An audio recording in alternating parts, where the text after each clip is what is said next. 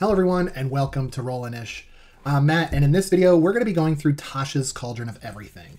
Shortly after the player's handbook came out, D&D released a supplement called Xanathar's Guide to Everything, which introduced new features and new subclasses to the game.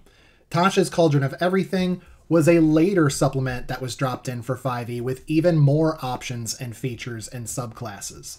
So, in the spirit of getting ready for the new 2024 core rulebooks, we are going to dive into Tasha's Cauldron of Everything and take a look at the subclasses it gave to us, starting with Barbarian. The first of the two featured in this book are going to be the Path of the Beast. Now, this is going to be for a Barbarian that would, draw its rage from a bestial spark burning deep within its soul. You could play this kind of Barbarian as like descendants from Shapeshifter, maybe a descendant of some druid that was known to be a wild shape. You could play it as somebody who is inhabited by some primal spirit and thus led to this lifestyle. Either of those will work, but I'm sure you can find your own flavor to it too. The first thing that you find in Tasha's Cauldron of Everything when looking at the Path of the Beast as a subclass is this Origin of the Beast table. This is simply a D4 table that you can roll to help get you started, and it's got pretty cool options to start building and crafting that backstory. For example, if you roll a 1, one of your parents is a lycanthrope, and you've inherited some of their curse. So maybe they're like a werewolf or a wereboar or something like that, and that's part of your DNA, and it has led you to this lifestyle or this subclass choice. There are 4 different ones. They're all pretty cool. You could pick the one that you like most, or maybe just roll randomly, or maybe this table just inspires you to think up your own. That's cool too. The first feature that you get at 3rd level is the Form of the Beast. Until the rage ends, you manifest a natural weapon. It counts as a simple melee weapon for you, and you add your strength modifier to the attack and damage rolls when you attack with it as normal. You can choose the weapon's form each time you rage, so you can change this up. The first of the 3 options it provides is Bite. Your mouth transforms into a bestial muzzle or great mandibles, your choice. It deals 1d8 piercing damage on a hit. Once on each of your turns when you damage a creature with this bite, you can regain a number of hit points equal to your proficiency bonus, provided you have less than half your hit points left when you hit. So if you are struggling, health-wise, using this bite will do damage and also heal you a little bit, which is pretty neat feature. The second option is Claws. Each of your hands transform into a claw, which you can use as a weapon if it's empty. So if you have an empty hand. It deals 1d6 slashing damage on a hit. Once on each of your turns, when you attack with the claw using your attack action, you can make 1 additional claw as part of the same action. That's cool. So you can go claw, claw, and it'd be like 2 attacks. Or you could grow a tail and use that. You grow a lashing spiny tail, which deals 1d8 piercing damage on a hit and has the reach property. If a creature you can see within 10 feet of you hits you with an attack roll, you can use your reaction to swipe your tail and roll a d8, applying a bonus to your AC equal to the number rolled, potentially causing that attack to miss you. So it's kind of like using your tail as like a deflect mechanism. That's pretty awesome. At 6th level, you get Bestial Soul. So causing these natural weapons from your Form of the Beast to count as magical for the purpose of overcoming resistance and immunity to non-magical attacks and damage. You can also alter your form to help you adapt to your surroundings. When you finish a short or long rest, choose one of the following benefits which lasts until you finish your next short or long rest. Okay, so you can pick one of these 3 options. You gain a swim speed equal to your walking speed, and you can breathe underwater. Oh man. You gain a climbing speed equal to your walking speed, and you can climb difficult surfaces, including upside down on ceilings without needing to make an ability check. That is so useful. When you jump, you can make an athletics check and extend your jump by a number of feet equal to the check's total. You can make this special check only once per turn. All 3 of those are useful, and honestly, if you're playing this kind of Barbarian, I can see you using all 3 throughout your adventure. Because I don't know that one is stronger than the other, because you move frequently throughout terrains a lot in campaigns. So all of these would be wonderful to have. That's pretty cool. You just have to be judicious, because it's when you finish a short or long rest, you choose one, and that's basically what you have to use for the day. So you need to choose wisely. Okay, 10th level, Infectious Fury. When you hit a creature with your natural weapons while you're raging, the beast within you can curse your target with Rabid Fury. The target must succeed on a wisdom saving throw. The DC will be 8 plus your constitution modifier plus your proficiency bonus. Or they suffer one of the following effects, your choice, if they fail the saving throw. Either the target must use its reaction to make a melee attack against another creature of your choice that you can see, so maybe make them hit their own numbers, or the target takes 2d12 psychic damage. You can use this feature a number of times equal to your proficiency bonus, and you regain all expended uses when you finish a long rest. Ooh, man. That's another thing where I think you might not lean heavily on one versus the other. I could see both of those being used quite frequently. Those are great options. Call the Hunt, 14th level.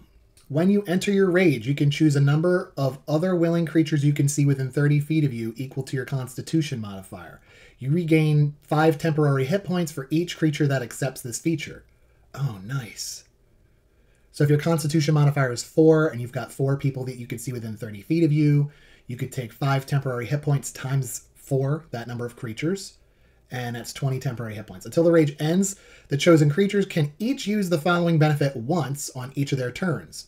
When the creature hits a target with an attack roll and deals damage to it, the creature can roll a d6 and gain a bonus to the damage equal to the number rolled. Nice.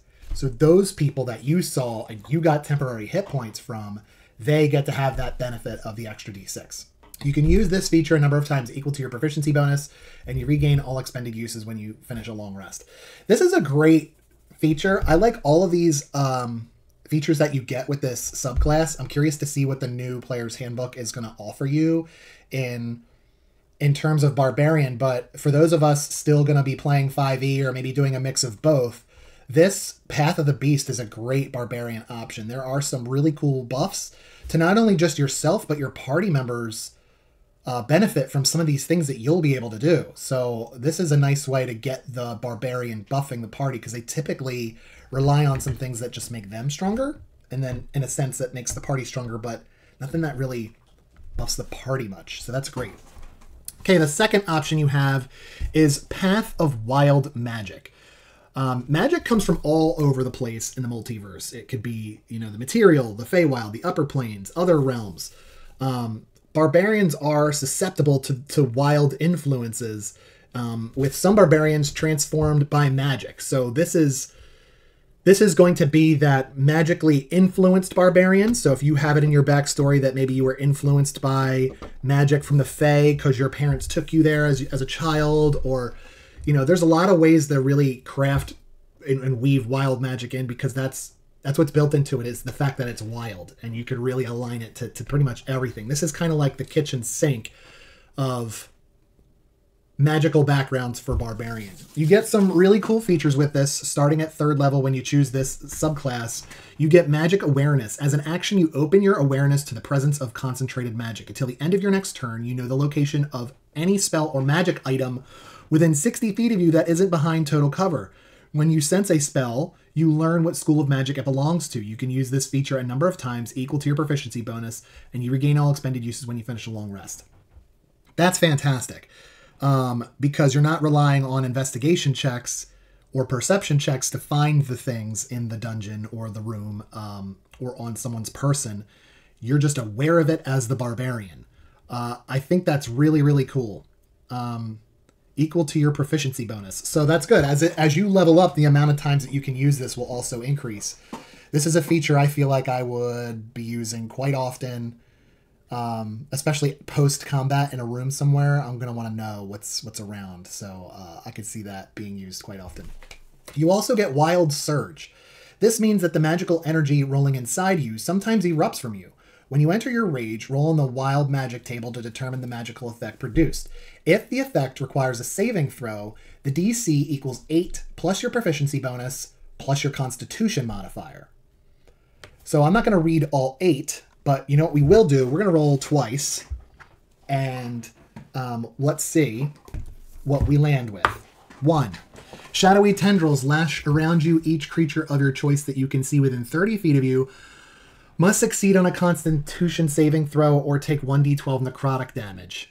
You also gain 1d12 temporary hit points. Ooh, that's brutal, because you're hurting your potentially your NPCs and your team, your party members, but you're getting a buff. Oh, man. I wouldn't, well, I guess that's why it's magical. I wouldn't want to do that on purpose. Our next roll is an 8. A bolt of light shoots from your chest. Another creature of your choice that you can see within 30 feet of you must succeed on a Constitution saving throw or take 1d6 radiant damage and be blinded until the start of your next turn. Until your rage ends, you can use this effect again on each of your turns as a bonus action. Oh, man. So every time you enter your rage, you got to roll on this table. And some of it sounds pretty good. Some of it's bad. Number 6, until your rage ends, you're surrounded by multicolored protective lights. You gain a +1 to AC. And while within 10 feet of you, your allies gain the same bonus. See, now that's fantastic. There's no... That balances it out a little bit. All right, so there could be some that balance things in this table, but it is wild. And I think that balances things. You're going to want to rage because the benefits you get from raging in combat. But you're going to do it holding your breath, especially these lower levels where like every hit point matters when you're under, like, I look at it under 5th level, like every hit point is life or death. So the fact that you could do some real damage at 3rd level is scary. It's scary, but there's some good buffs in there. Okay. Bolstering magic at 6th level. You harness your wild magic to bolster yourself or a companion. As an action, you can touch one creature, which can be yourself, and confer one of the following benefits of your choice to that creature. For 10 minutes, the creature can roll a d3 whenever making an attack roll or an ability check and add the number to the d20 roll. That's a good one. And for those of you who are like, what's a d3? That wasn't in my set of dice I bought. It's fine. Roll a d4 and treat all 4s like a reroll. That's how I do it. Okay. Or roll a d3. The creature regains 1 expended spell slot, the level of which equals the number rolled or lower, the creature's choice. Okay, that's why you're rolling. Once a creature receives this benefit, that creature can't receive it again until after a long rest. You can take this action a number of times equal to your proficiency bonus, and you regain all expended uses when you finish a long rest. So this is actually really nice to do either before, during, or after a short rest, because if you've got magic users in your party that have expended spell slots and you still have some adventuring to do and you want to have some spell slots available in case you get into another encounter, this might be the way for you to, not that clerics or paladins can restore spell slots, but it's almost like a healer in that sense that you can help someone else restore something. So this first option I feel like is good. Say you come across an area where you guys are going to need to make an ability check. Maybe it's jumping over a pit or, you know, swinging from one rope to get to another side of something and you all need to make ability checks. That would be cool for that. This other one would be great to use post-combat or post something where somebody's expended a spell slot. Because if I can go up to you and touch you and roll my d4, I rolled a 4, so okay, that's a 2. And be able to go up to you and touch you and say you can get 2 spell slots back, either 2 1s or 1 second level. That's how that reads to me, the level of which equals the number rolled or lower. Once a creature receives this benefit, creature can't receive it again until after a long rest. So in my head, I'm thinking post-encounter, short rest, people are getting some health back. You could do this to really help your magic users regain a spell slot or so, because this is requiring an action. And you have a number of these actions equal to your proficiency bonus. So even at low levels, you can do it a couple of times. So to be able to do that and get some spell slots back for my magic users during a short rest, knowing I can't do that again for them until I finish a long rest, that's fine. Because if we run into an encounter, that could have been so beneficial to help them with that. And the next rest we're going to take anyway is a long rest. I need to replenish this feature.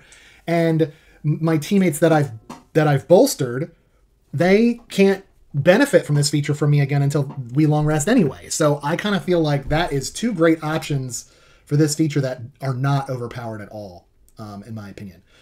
All right, 10th level, Unstable Backlash. When you are imperiled during your rage, the magic within you can lash out. Immediately after you take damage or fail a saving throw while raging, you can use your reaction to roll the wild magic table and immediately produce the effect rolled. This effect replaces your current wild magic effect. So this is like 10th level. I'm going to react to taking some damage or failing a saving throw. Something's going to happen, right?